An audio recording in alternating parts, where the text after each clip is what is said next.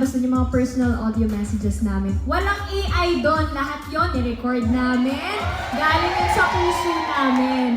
Opo. And syempre, we wanted this journal to be more interactive, di ba? Na parang ma-feel ng mga owners ng journal na to, na parang nakikipag-usap lang din kami kapag sineswipe.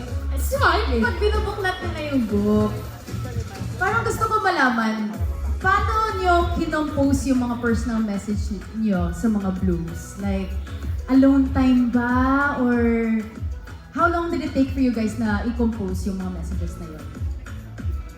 Madali lang naman kasi nag-send po kami kanya-kanya and then may mga inayos lang sila, mga grammar. Sorry!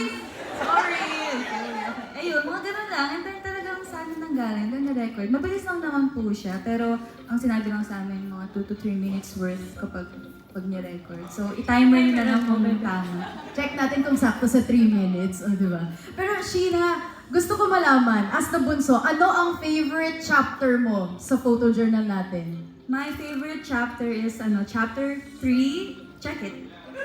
Chapter 3. So, yun kasi yung era na debut namin, Born to Win. Tapos, yun kasi yung time na release ng songs and mas sanay kami na hindi siya nag-boom.